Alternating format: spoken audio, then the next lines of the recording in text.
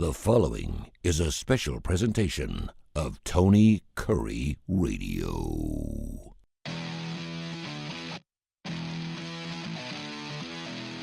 Hello, everyone. Welcome in, students of the game. My name is Alex Baumann, joined by my co-host today, Gray Oldenburg. Unfortunately, Nathan Gladwell cannot be with us this week. I was looking forward to his reaction to his favorite quarterback in the NFL retiring, that being Derek Carr. We will still cover that story, and hopefully next week we will get Nathan's reaction to Derek Carr leaving what is now not his team anymore, because on last week's 2 weeks ago show, Gray, he made this the statement to all the listeners that he is now a Detroit Lions fan. Not sure if the retirement of Derek Carr is going to have that big of an impact on him now. We'll see. Okay. Oh, my goodness. But let's talk about it, Gray. Unfortunately for you as a Hornets fan, you had to sit here, go through this. They were in the top four. I was praying for you because the other three teams sitting there were the Mavericks, the Sixers, and the Spurs. And you had your Hornets. Those are the four teams that were trying to get the first overall pick when they went to break to come back. And looking at it, I was like, okay, of those four teams, the team that deserves the number one pick the most, the Charlotte Hornets. For sure. The Spurs got Wemby. The Sixers can't build a roster. You can't have Joel Embiid healthy. And then you have the Dallas Mavericks, who, of the four teams that were in that process, deserve it the least. Yeah. You trade Luka away for a bag of Doritos, but you get rewarded with first overall pick. We can sit here and say it's rigged and whatever, but at the end of the day, 1.8% odds to get the number one overall pick for the Dallas Mavericks. You land it. You're getting Cooper Flag. They're not trading it. That's been confirmed by multiple outlets. They're not trading it. You get him to pair alongside AD and Kyrie Irving. Kyrie's probably out for a large portion of next season with his ACL injury. But you get Cooper Flag. Your franchise is basically reset. He's on a rookie deal. You don't have that deal with the Luka Supermax. Just wild to me that the Mavericks end up with the number one overall pick. Got followed by the Spurs at 2, Sixers at 3, and then your Hornets at 4. Mm-hmm. And Gray, you know it could have gone a lot worse for the Hornets because you have the Jazz and the Wizards who are right there with them. And it was rough for the Jazz and the Wizards. The Jazz are 5th, and the Wizards are 6th. I just want to get your initial reaction as a Wizards fan sitting there after tanking the entire year. LaMelo Ball out for a majority of the season. Brandon Miller's out for a majority of the season. Mark Williams, does he want to be there? Questions there. Mm-hmm. But what is your reaction as a Hornets fan for such a rough year and not landing a top 3 pick again? Obviously it's disappointing, but it's also like it's thought provoking because we can't sit here and make the argument that those three small market teams that you just mentioned, Alex, that are drafting 4, 5, and 6, the Utah Jazz, the Hornets, and the Wizards, didn't deserve to be 1, 2, and 3 in this draft. And that's what the draft is for. That's what it's supposed to be, are the worst teams drafting the earliest. That's how every single other draft works in every other league, in any other sport. The worst teams draft first, depending on the record. And that would have been the MLB's a little weird. I will say that, Gray. The MLB's a little weird when it comes to records and all that. But that is true. The NFL's that way. They play 162 games. They got to be a little. they got to do it a little weird. But the NFL's real rigid. Most other leagues are real rigid when it comes to the draft.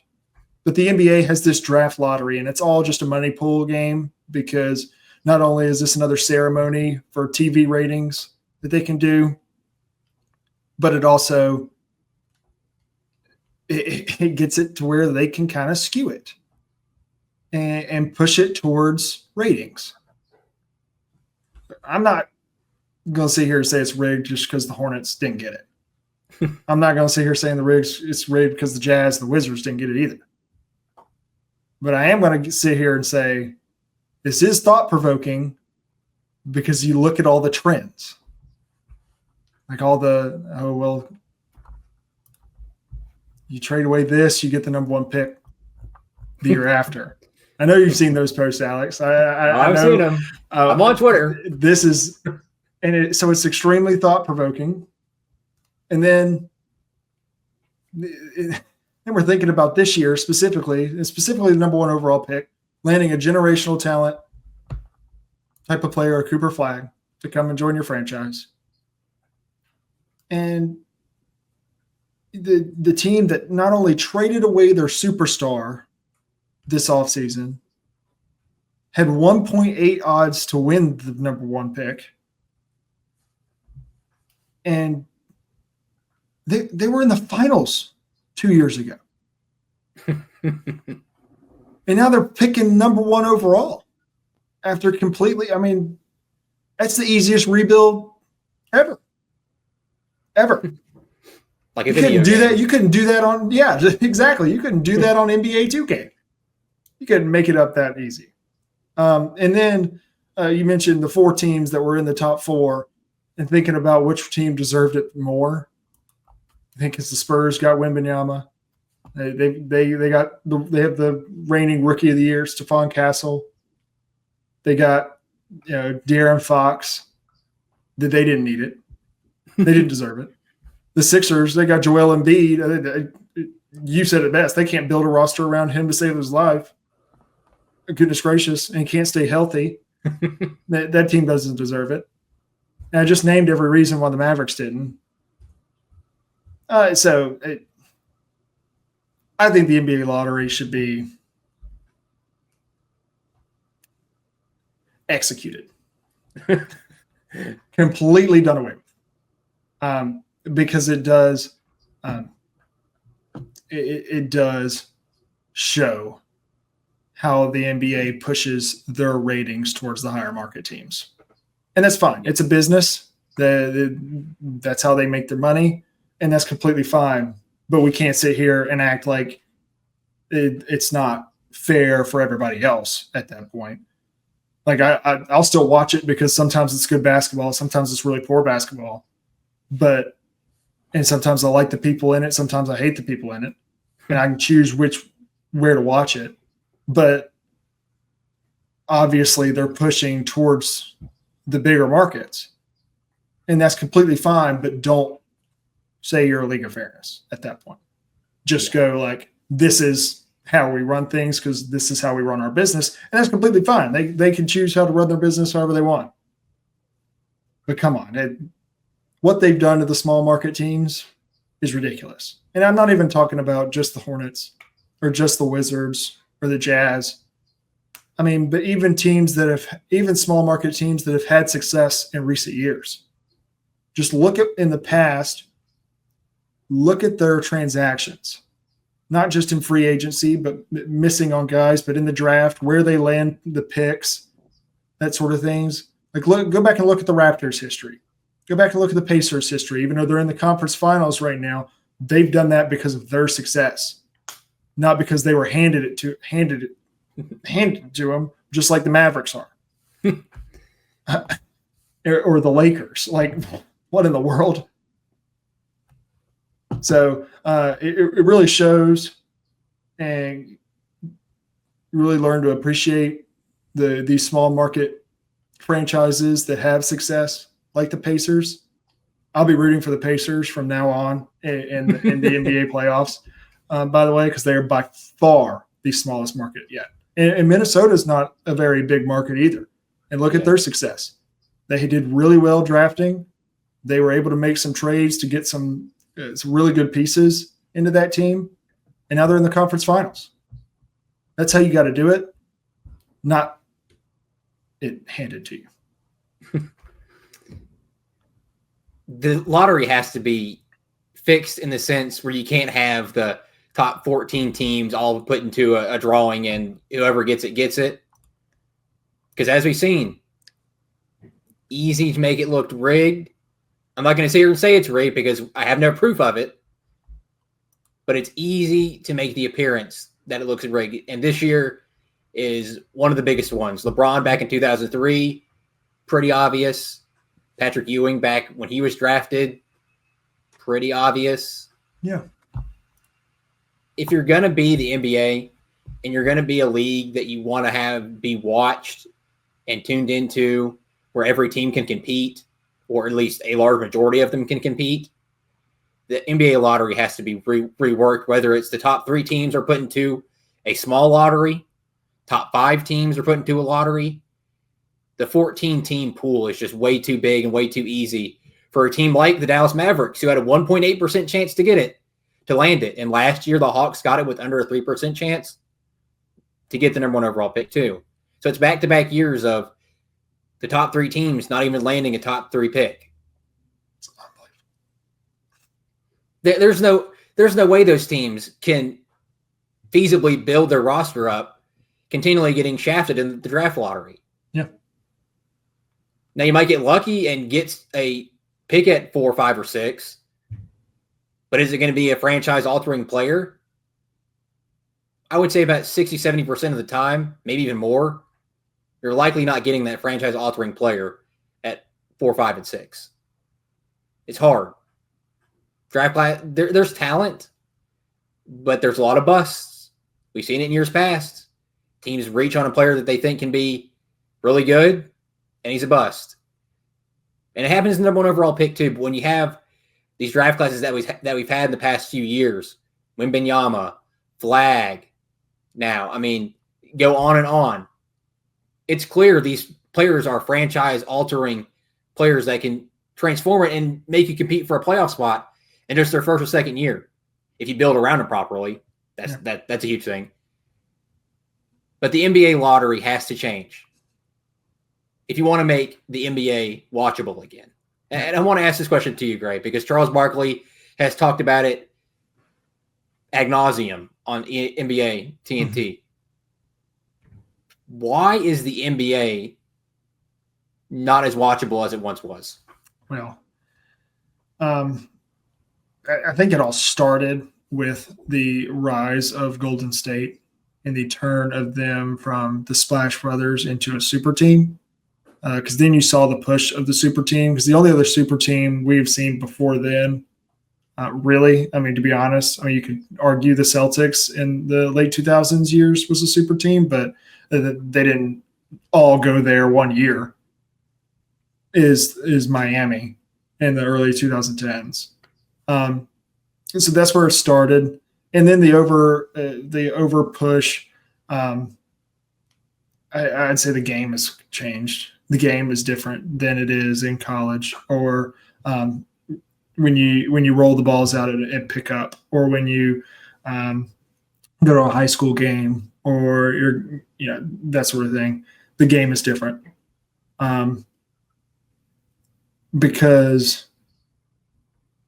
players have gotten a lot better, but that makes the game so much harder to watch because you know what they've gotten better at?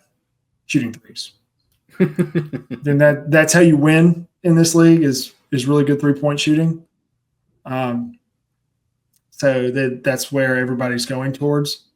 You know, a lot of times this past playoffs, and it was this way in last year's playoffs as well. I don't know really about the regular season because I don't know how much, we could all argue about how much the regular season it really matters. And that's another thing is the regular season doesn't matter as much as it should. As much as it, yeah. Is I see a lot of zone defense. And why you see a lot of zone defense is because every single player out on the court that plays significant NBA minutes is a one-on-one player. They will beat you one-on-one. So the best way to stop that is to make them beat a zone. And scores have gone down considerably from what they were 5 years ago because you don't see a lot of team offense. You don't see a lot of set plays and sets out there.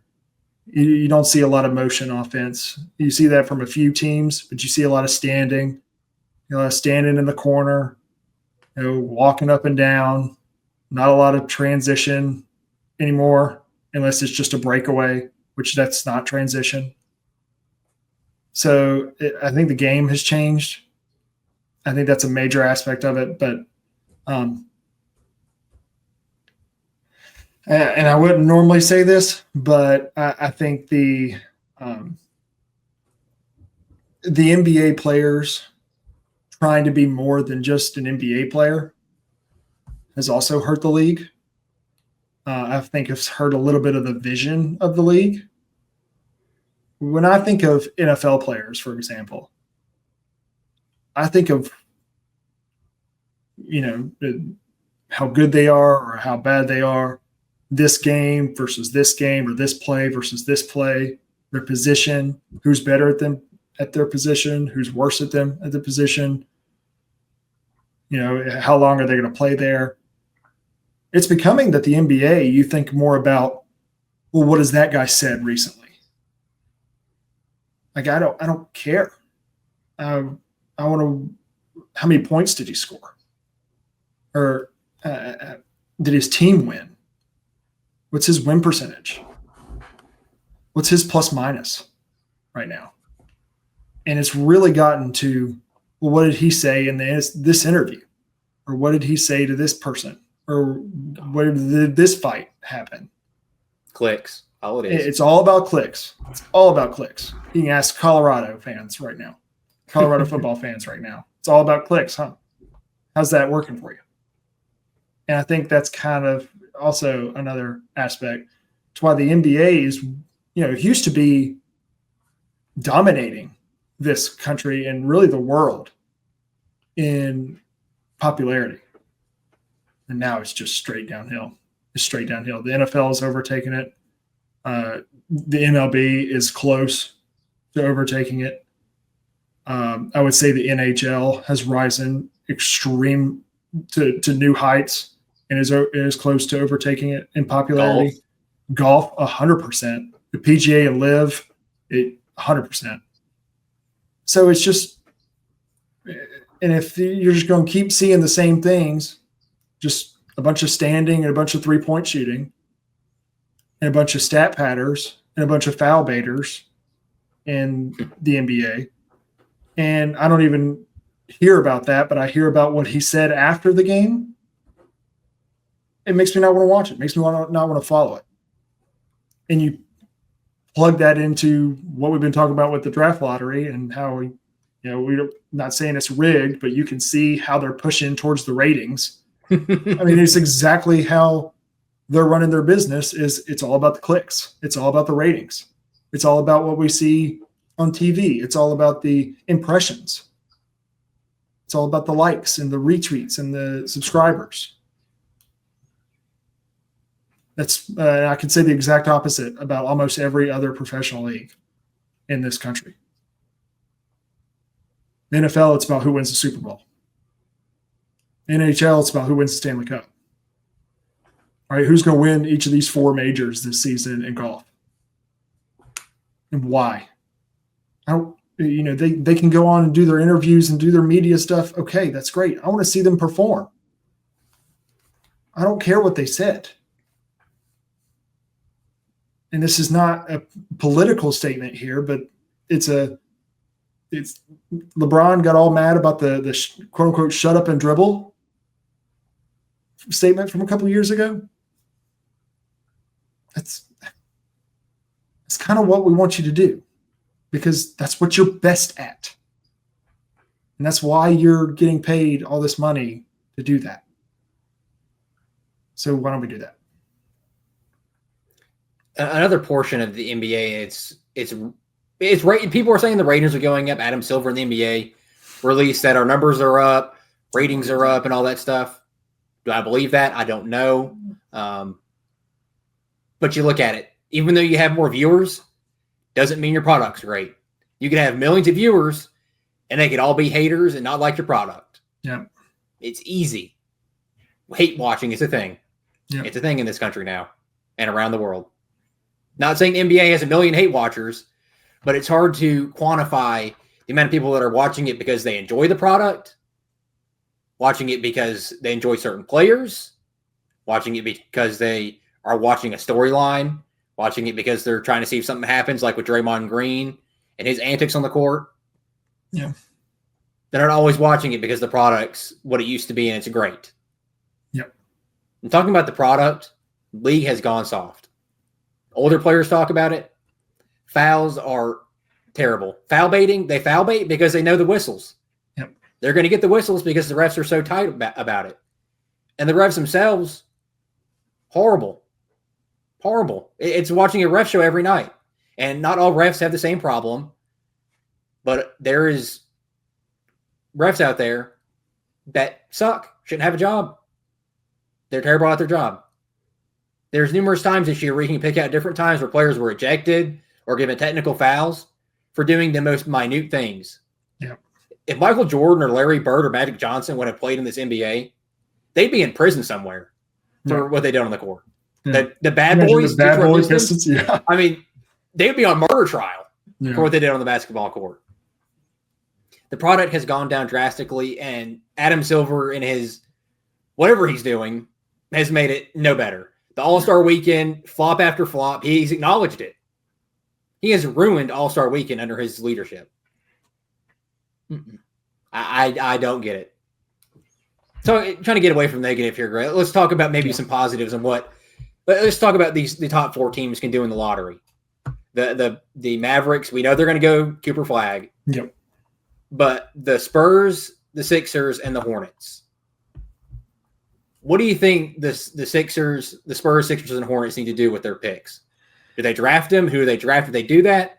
Or do they try to trade them and get somebody like a Giannis who's been connected to the San Antonio Spurs, or try to get another big name that's on the trade block?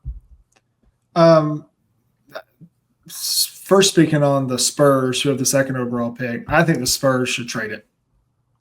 I do. I think packaging that in something else for a Giannis, to pair Giannis with Stephon Castle and Victor Wembanyama, instantly changes the Spurs from maybe from a non-playoff team to a probably top 3 team in the West, to be honest. And I think for the Spurs, they're not trying to get another rookie to pair with Wemby, because Wemby's best years are these next 5 years. You need to go win a championship with Wembanyama. And you easily can do that by going and getting a guy like Giannis, who's won a championship before, who I think has been really good. He's a great leader. I think he would add a lot of leadership to that team. I know Giannis doesn't want to go. He said he doesn't want to go to the West, but I think if you paired him with Wembanyama, I think that's a little, I think you could do that. Now, the problem is, what are you giving up to get Giannis? You're giving up a Dylan Harper or Ace Bailey or somebody like that. You're giving up probably De'Aaron Fox. I would say they'd have to give Stephon Castle. Ooh, you're going to try as hard as you can not to give up Castle, because having Castle, Giannis, and Wembanyama makes them the best defensive team in the league. It's not even close. Not even close.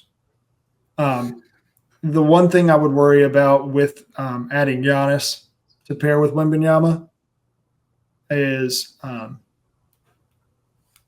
Giannis is a guy that needs the ball in his hand. I think their franchise player is Wembanyama, but I don't necessarily worry about that too much, because Wemby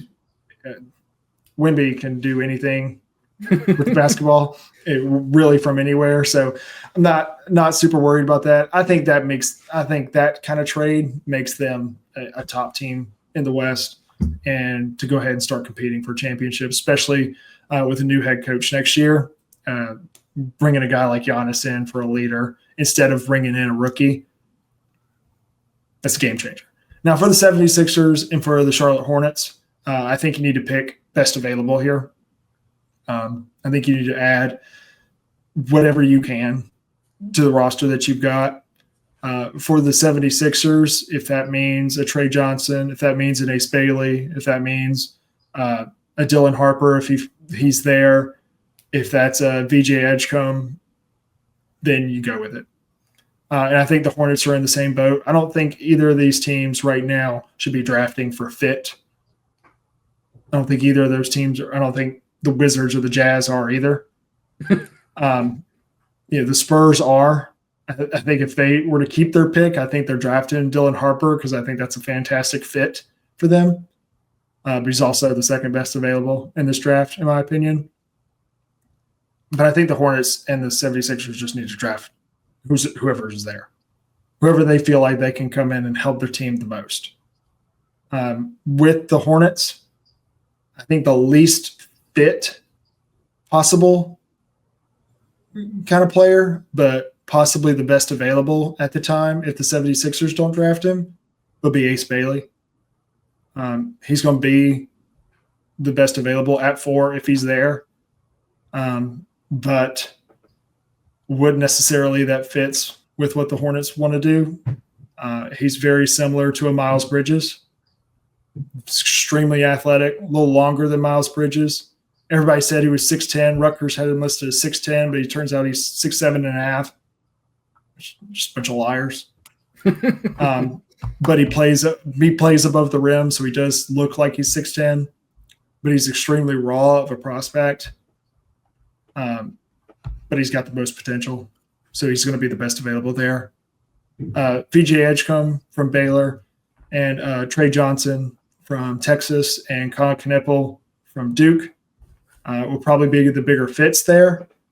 I think Knippel would be the best fit, but again, I don't think the Hornets are in a position where they need to be drafted for a fit. So if VJ Edgecombe is there after Harper and Bailey are gone, if the Hornets feel like VJ Edgecombe can come in and help the most with the most potential at that spot, then they need to draft VJ.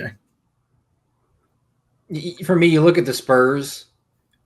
Dylan Harper is going to be uber talented in this league, but does he get you over the hump in the Western Conference at this point? Not like because you only have a couple more years before you have to put Wembanyama, probably $500 million contract. Yeah. You can't really afford to wait and pray Dylan Harper turns out the way everybody expects him to be. Yeah. Because like I mentioned earlier, there's a possibility he don't turn out to what he's supposed to be, and you're screwed. Yep. So get the sure thing in Giannis. And if it's not Giannis, go get somebody else. You just can't afford to wait around and hope somebody develops. The Thunder, they didn't wait around this offseason. They knew this was really the last offseason they could afford to go out and get some marquee free agents. And they did. They got Isaiah Hartenstein. Yep. He's done wonders for that team. And the Spurs are in the same boat this offseason. Yep. Where they can't really afford to mess around and find out and pray that somebody like Dylan Harper turns out the way he's supposed to be. Yeah. The Sixers, they need to just reset. Yeah. Tyrese Maxey's great. Jared McCain's great. Paul George needs to go. And Joel Embiid needs to go. Yeah, I think it's time for the Sixers. He's been there and built around him. He can't stay healthy. When he is healthy, he's okay. But he's only healthy for about 20, 30 games a season. Time to move on. Time to rebuild your roster around a trio of Jared McCain, Tyrese Maxey, and whoever that third overall pick is. Yeah, I agree. I just don't think it's smart to go ahead and trade that pick away and try to get somebody like a KD. Because, again, a player that can't stay healthy. He stayed semi-healthy this year. But how many times? I mean, you're going to become a hospital in the NBA. You're going to have Paul George, Joel Embiid, and Kevin Durant. Might as well have a hospital inside your arena. The Hornets have to draft. Can't trade that pick. No. There's no player that would come to the Hornets, unfortunately. No. If they traded the fourth overall pick for an equal value. Draft the best available. Whoever that is, got to draft them. Regardless if it's a point guard like a Trey Johnson or Jeremiah Fears. Because, again, LaMelo Ball can't stay healthy. Nope. Might make that decision this offseason where he needs to get traded. Nope. Lonzo Ball on a podcast and said that LaMelo Ball, his prediction is LaMelo Ball gets traded to the Clippers. I mean, it might be time for the Hornets to cut their losses and trade LaMelo. Yep. And start again around Brandon Miller and whoever this pick is. So realistically, the only team I see trading in the top 4 is the Spurs. And really the Washington Wizards and the Utah Jazz won't be trading their pick either. Actually, a big best available as well. I wholeheartedly expect the real top of the draft to kind of stay pat unless somebody makes a trade up. Yeah. That might be, I mean, if you're the Hornets and you're sitting there and Ace Bailey and Dylan Harper and Cooper Flag go and you don't like VJ Edgecombe and you think you can get Trey Johnson or Con Knippel or Jeremiah Fears at 7 or 8 or 9, I mean, you can pick him an extra first, then trade down. There's no point in picking somebody that you don't like at that pick and are you going to hate. Like if they don't like him, they don't like VJ Edgecombe, they don't like Con Knippel, trade down. Yep. Easy. There's no need to overdraft a player you don't think's fitting or you think you can get at 6, 7, 8, 9, 10. Let's move on from our NBA draft lottery talk, Gray. And as I teased earlier in the show, Derek Carr retires. Yeah. Nathan threw a party at his house, even though he's no longer a Saints fan, as he claims. He said, I remember the day this happened, he sent a text message to us that said, God is great. Twitter That's was crazy. That's crazy coming from a Lions fan. All the Saints fans on Twitter were like, oh my God, God has answered our prayers. Well, Saints. I don't know if I would be saying that just yet because of what your quarterback room looks like now. Yeah. Where do you think the Saints go for the future, Gray? Because their cap space is known to be terrible. Mickey Loomis and his cap management skills are back at about a negative 500. Your two quarterbacks that are going to be competing for the starting quarterback spot are more likely Jake Haener and 26-year-old rookie Tyler Shuck. And your receiver room, Chris Olave, that's about it. Alvin Kamara is on the wrong side of 30. So where do the Saints go from here? I'm really not sure. I think the Saints need a complete reset, and that's going to start at the quarterback position in next year's draft. I think the Saints need to be doing everything they possibly can to be landing the first overall pick. And I'm not a fan of tanking, but I don't think the Saints have to quote unquote tank. I just think they need to go out there and participate in all their games this year, and they will land the first overall pick.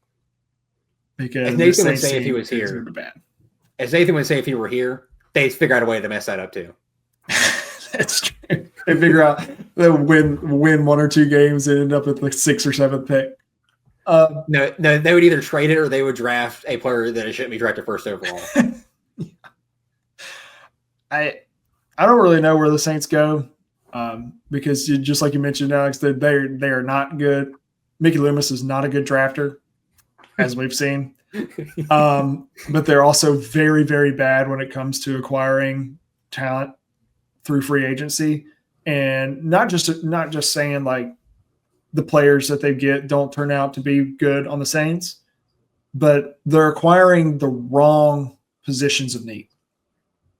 Every time I see the Saints make a move, whether it's to release somebody, whether it's to sign somebody, draft somebody, I'm like, all right, well, but that was that a need? Is that what we needed at that position? Mm-mm. And every time I'm like, not more than this, or not more than this, or not more than that. I think the Saints. Oh well, okay.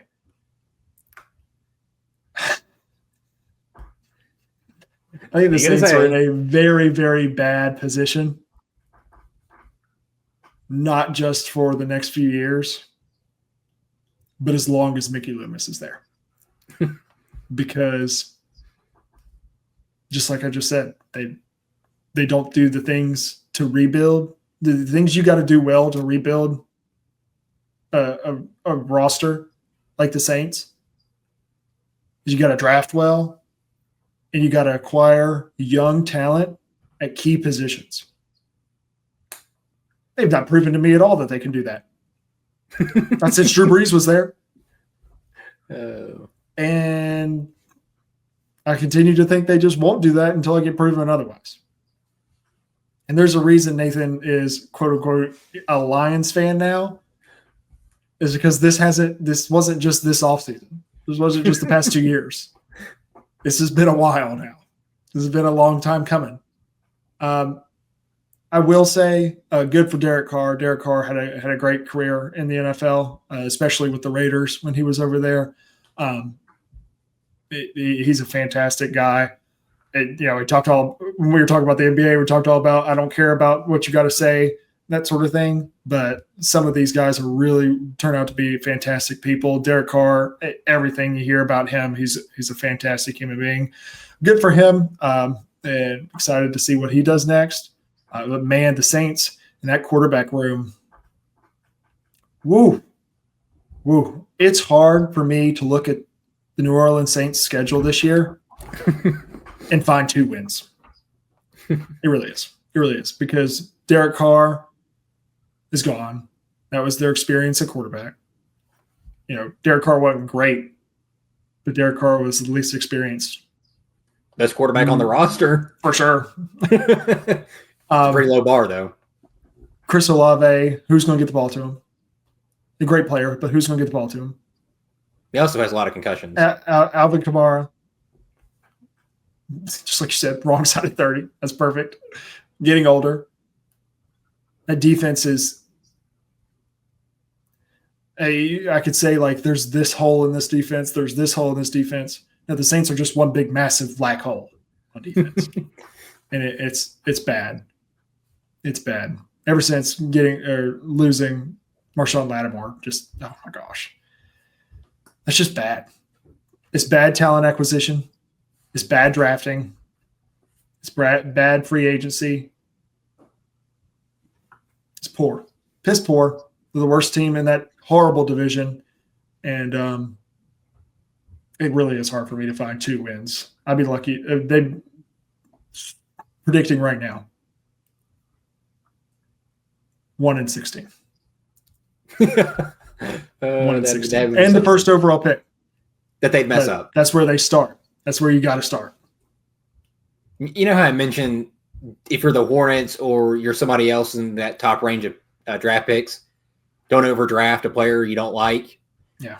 Or draft a player you like, but you can get later in the draft. Mm-hmm. Mickey Loomis is the king of overdrafting players. He's the king of it. Yeah. But you can go down the list. You can't tell me you could have gotten Tyler Show in the 7th round. Peyton Turner in the 1st round, biggest head scratcher to me of all time. Yeah. At least in my lifetime. I know there's some back in the 90s and early 2000s that I don't know about. But head scratcher, Kelvin Banks this year at 10, head scratcher. Could have got him later. Could have got a better offensive tackle, even the 2nd round. I think the Chiefs got a better offensive tackle at their pick, and Josh Simmons from Ohio State. Yeah. Just another time, or Mickey Loomis is like he's coloring in a coloring book and just picks a random player on a draft board. He sees 10 offensive tackles, and he spins a wheel. Oh, Kelvin Banks it is. Terrible GM. Nobody can back him up anymore. If he has a fan out there, it's definitely a burner account of Mickey Loomis. Because I don't think there is a Saints fan on the planet that is a fan of Mickey Loomis. I will say that New Orleans Saints fans, I rarely feel for opposing fans. Really in any sport, in any level, it's hard for me to be like, oh yeah, I can not sympathize with you, but I'm going to pray for you. New Orleans Saints fans, just like I said, there's a reason Nathan is claiming he is a Detroit Lions fan now. It's bad in New Orleans. It's bad when a Panthers fan is saying it's saying that. Exactly. All right, let's move on to another bad situation or time, Gray. Hugh Freeze. Oh, my God. Went on the next round at the Regents tradition last week. And this is a kind of paraphrased quote. It's portions of it, but he said, he started the thing saying, "I'm not a fool." And then throughout it, he said, "I think we've got to go to a bowl game." And this is all in response to his pressure to win going into his 3rd season at Auburn. So, according to that comment, Hugh Freeze's bar is to win a bowl game. And we talked about it before the show, Gray. You don't think he meant it that way? And there's a lot of portions of his statement that really are kind of misconstrued, and he really more likely didn't mean it that way. Kind of misspoke. But for Auburn fans, winning a bowl game in your third season with the talent you've got after 2 seasons, 2 top 10 classes, I don't think a bowl game is the expectation. No, we don't pay $6 million a year to go to the Little Caesars Bowl. That's the floor. The floor is to win a bowl game. Oh, yeah. Oh, yeah. But I'll let you talk about it, Gray. What did you think about Hugh Freeze's comment here? So, okay. I do think that it was taken a little bit and misconstrued a little bit because he misspoke. I think what Hugh is trying to say that we have got to improve year to year. That's what the expectation is. The way he said it, terrible. Like, is he not PR trained? That's so bad. The correct answer to the question Ryan Brown and Jim Dunaway and Lance Taylor asked was, at Auburn, the expectation is to compete for championships. That's the correct answer. Hugh completely missed that. I don't know where he got that week of PR training. Yeah, I don't know why we didn't just say that. That would have been the easy answer. Nobody would have thought about it at all because that's true. That's true. At Auburn, you're paid over $6 million a year to come in and compete for championships. We have world-class facilities. It's not a program that hasn't been able to do it. They've been to 2 national championships the past 15 years. They've been to multiple SEC championships. It's not a program that just can't get over the hump like an Ole Miss or somebody like that. It's a program that can get there. It's also a very hard job when your 2 biggest rivals are probably the 2 most successful teams the past 10 to 15 years. So, yeah, it's tough. And I think Hugh let me preface this. I think Hugh's going to get it done at all. I think Hugh was the right hire back in 2022. And I think in this clip, in this interview, he is trying to avoid being on a viral clip. And he trying to avoid it and being safe with it, he went on a viral clip. I think Hugh is trying as hard as he can to stay away, knowing, just like you said, Alex, knowing the talent that Hugh Freeze has on this team this upcoming season with their schedule. I think 8 games is the bottom that you got to win. Mm-hmm. Yeah. I think 8 games is the minimum that you got to win. And this is a team that if, it comes together, 10 games is not out of the order. It's not like, oh my gosh, that's crazy. Like that's doable 100%. That wasn't doable last year. It definitely wasn't doable in Hugh Freeze's first year, but it is doable this year because of the talent acquisition that him and his staff have done. The 2 top 10 classes in a row, the type of transfer portal talent that they've added. Hey, that's exactly what you need to do. That's how you build the program. But getting back to his comments here, specifically looking at the comment, and I think it was misconstrued. I think he was meaning we want to improve year to year. The man, he misspoke. Hugh, you are not paid here. You are not paid to coach here, to go to a ball game. At all. That is not the expectations of Auburn's football. That's not the expectations of Auburn's athletic department. And when that's happened, they've been fired. Brian Harsin went to the Birmingham Bowl. He was fired. Gus Malzahn went to the Birmingham Bowl. He was fired. That's not the expectation of what Auburn expects to compete for championships. That's what you can do at this job. And so far, you've not proven that, but you've shown how to get it started because of the talent acquisition. Because what your staff has done the past 2.5 years of acquiring talent that Auburn hasn't seen since Tommy Tugboat, to be honest. So,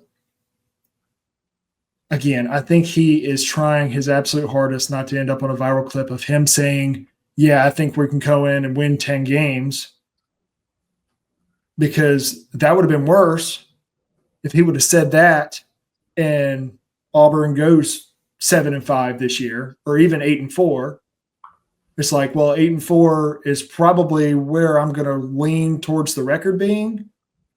But if Coach Freeze says we needed to win 10 games and he goes 8-4, man, we underachieved. We underachieved. But also, not the way to go around it is to under-promise and overachieve. Don't promise 6-6. I don't want you to promise anything.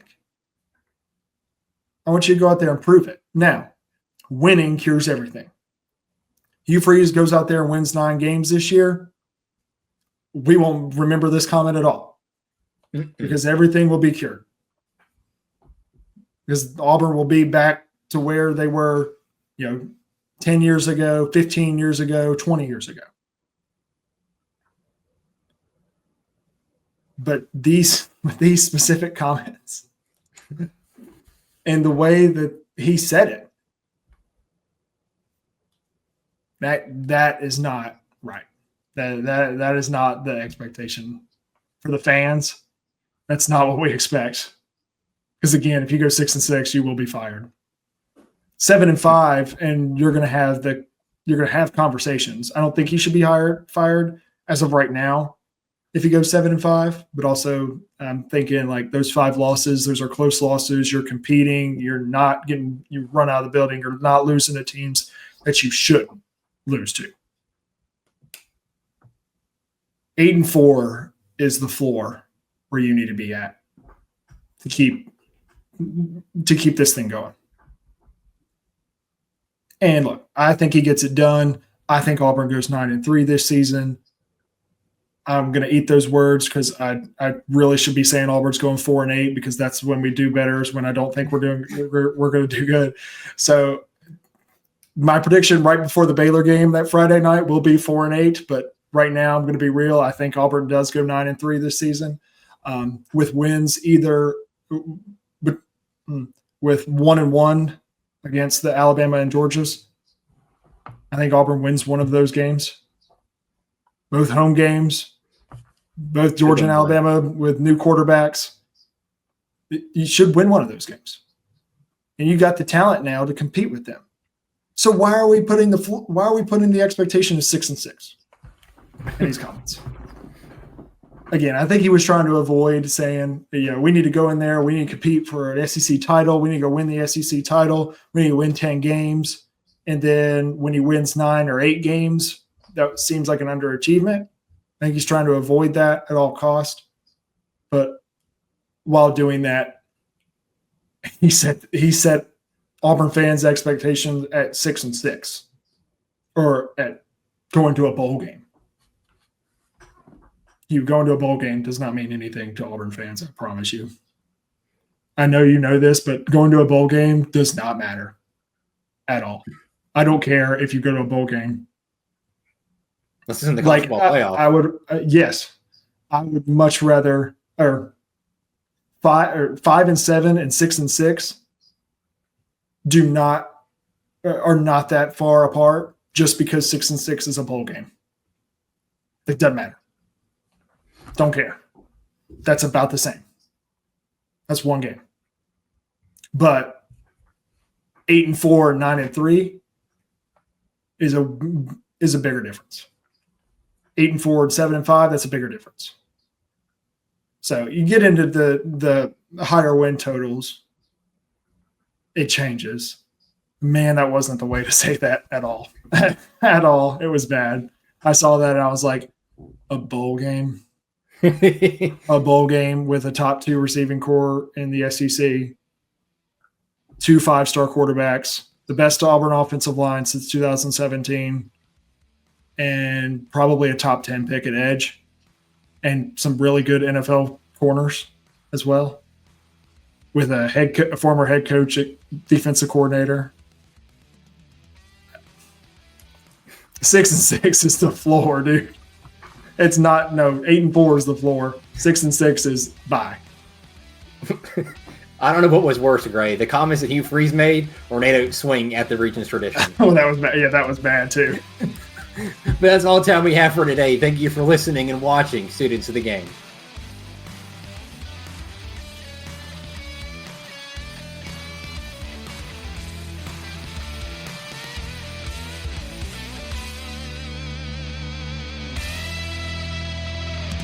This has been a special presentation of Tony Curry Radio.